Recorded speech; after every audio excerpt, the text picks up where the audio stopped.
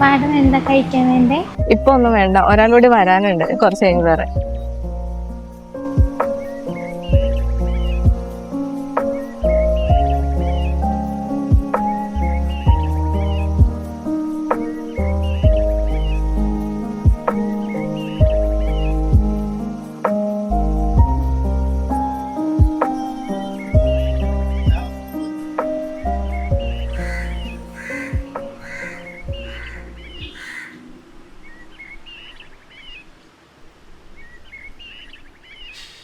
ഇന്ന് ലേറ്റ് അല്ലേ ചെക്ക? നീയല്ലേ പറഞ്ഞത് എത്ര വേണേലും കാത്തിരിക്കാന്ന്. ഞാൻ പതിവൊന്നും തെറ്റിക്കണ്ട. നല്ല കുട്ടി. അല്ലെങ്കിൽ ഞാൻ നല്ല കുട്ടി തന്നെയാ. നല്ല കുട്ടിയൊക്കെ തന്നെയാ. ഡേഞ്ചറസ് ആയിട്ടുള്ള ഈ വണ്ടി ഓടിയൊന്ന് നിർത്തിയിട്ടുണ്ട്. നല്ല കുട്ടിയാ. നീ വിട്. അതിന്റെ പേരിൽ ഇനി അടുത്ത മേള ആക്കണ്ട. എപ്പോഴും അതും പറഞ്ഞിട്ട് തന്നെ ആയിരിക്കും ഈ അടി. അവസാനം അത് മോശമാവും. വേണ്ട, നമുക്ക് വേറെ എന്തെങ്കിലും സംസാരിക്കാം. ഞാൻ സത്യമല്ല പറഞ്ഞേ, വണ്ടി കയറുമ്പോ എന്റെ ബാധ കൂടിയതുപോലെ എന്റെ അമ്മയെ ഓർക്കുമ്പോ തന്നെ പേടിയാവാ. ശരി. നീ എന്താ പ്ലാൻ? നീയല്ലേ പറഞ്ഞേ എന്നെ ബീച്ച് കാണിക്കാൻ കൊണ്ടാവാം, സൺസെറ്റ് കാണിക്കാൻ കൊണ്ടാവാം. എന്നിട്ട് ഇപ്പോ എന്നോടാ ചോദിക്കുക നിനക്ക് ഇഷ്ടമുള്ളിടത്തൊക്കെ പോകാം. ഞാൻ എപ്പോ വിചാരിക്കും എൻ്റെ ഫ്രണ്ട്സൊക്കെ റിലേഷൻഷിപ്പിലാവുന്ന സമയത്ത് ഞാൻ ഒരിക്കലും അങ്ങനെ ആവില്ല എന്ന്. പക്ഷെ ഇപ്പൊ എനിക്ക് തോന്നുക ഈ ലോകത്തിലെ ഏറ്റവും ഭാഗ്യം എനിക്കാണ്. അപ്പൊ ഞാനോ? നിന്നെ കിട്ടിയ ഞാനും ഭാഗ്യവാനും. പറ ഞാനും. എന്റെ കണ്ണുകളിൽ ഇങ്ങനെ നോക്കിയിരിക്കും. എന്റെ ചുണ്ടിലെ ഈ പുഞ്ചിരി കാണും. ഈ ലോകത്തെ ഏറ്റവും സുന്ദരി നീയാണെന്നാണ് എനിക്ക് തോന്നുന്നത്. നീ ഇങ്ങനെയൊക്കെ പറയുമ്പോഴില്ലേ നിന്റെ ശ്വാസത്തിന്റെ ചൂട് എൻ്റെ മുഖത്തേക്ക് ഇങ്ങനെ തട്ടും. അപ്പോൾ ഞാൻ വിചാരിക്കും ഒരു ചിറകങ്ങ് മുളച്ചിട്ട് പറന്നു പോയാലോ എന്ന്. നമുക്ക് പറക്കാന്നേ. ഞാൻ റെഡി. പറക്കാം. ശരിക്കും പറക്കാം. നീ എന്താ എനിക്ക് ഇത്ര സ്പെഷ്യലായത്?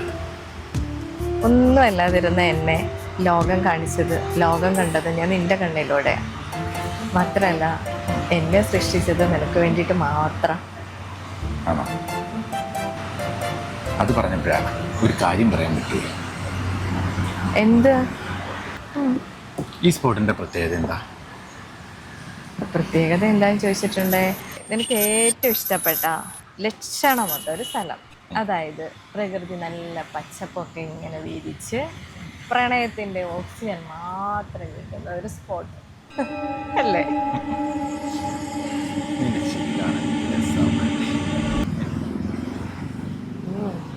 നിന്റെ കണ്ണ് കിട്ടിയിട്ട് ഇപ്പൊ ചിരിക്കാൻ പറ്റാത്ത അവസ്ഥയാ. അങ്ങനാണേ ഇന്ന് മുതൽ ഇനി ചിരിക്കണ്ട. ഞാൻ ഇനി ചിരിക്കുന്നൊന്നും, ഞാൻ ചിരി നിർത്തി. അപ്പോഴേക്കും പണഞ്ഞു തൊട്ടാവാടി. പിന്നെ അമൽ, നിനക്ക് ഓർമ്മയുണ്ടോ നമ്മളിവിടുന്ന് ലാസ്റ്റ് പോയത്? സത്യം പറ അമൽ, നീ ശരിക്കും എന്താ എൻ്റെ അടുത്തുനിന്ന് മൂടി വെച്ചത്? അന്ന് ഞാൻ എന്തോരം ചോദിച്ചു. ഇനിയെങ്കിലും പറ അമൽ പ്ലീസ്. അന്ന് ശരിക്കും എന്താ സംഭവിച്ചത്? ഞാൻ നിന്നോട് എത്ര വട്ടം ചോദിച്ചു, നീ എന്താ എൻ്റെ അടുത്തുനിന്ന് മൂടി വെച്ചേ? ഇനിയെങ്കിലും എന്നോട് പറ അമൽ. അത് കഴിഞ്ഞില്ലേ? നീ അതെല്ലാം വിട. അപ്പൊ ഞാൻ നിനക്ക് ആരുമല്ല അല്ലേ? അന്നും അങ്ങനെ തന്നെ, ഇന്നും ഇങ്ങനെ തന്നെ. നിനക്ക് അപ്പവും പറയാൻ പറ്റില്ല, നിനക്ക് ഇപ്പവും പറയാൻ പറ്റില്ല. നീ യാഥാർത്ഥ്യത്തിലേക്ക് വാ അഞ്ജു. നീ ഇങ്ങനെ വഴക്കുണ്ടാക്കി നിന്നെ കാണാൻ ഒരു ഭംഗിയില്ല. ഇത്രയും ഭംഗിയൊക്കെ മതി എനിക്ക്. അതുപോരാ, നീ എപ്പോഴും സന്തോഷമായിരിക്കും. നമ്മുടെ കാര്യമെല്ലാം ഞാൻ വീട്ടിൽ എല്ലാവരോടും പറഞ്ഞ് എല്ലാവരും സമ്മതിച്ച് എല്ലാവരെ കൊണ്ട് സമ്മതിപ്പിച്ചിട്ടിരിക്കുന്ന സമയത്താണ് നീ എന്നോട് വഴക്കുണ്ടാക്കിയിട്ടുണ്ട് പോയി. എന്നിട്ടിപ്പോ ഞാനെങ്ങും പോയിട്ടില്ല. ഞാൻ എപ്പോഴും നിന്റെ കൂടെ തന്നെയുണ്ട്. നിന്നെ സ്നേഹിച്ചപ്പോൾ ഞാൻ വേറെ ആരെയും സ്നേഹിച്ചിട്ടില്ല അമ്മൻ. ഇനി എന്നെ വിട്ടിട്ട് പോകരുത്. ഇനി നീ എന്നെ വിട്ടിട്ട് പോയാ എനിക്ക് പറ്റില്ല അമ്മൻ, പ്ലീസ്. ഇല്ല, ഞാൻ ഇനി നിന്റെ കൂടെ തന്നെ ഉണ്ടാവും.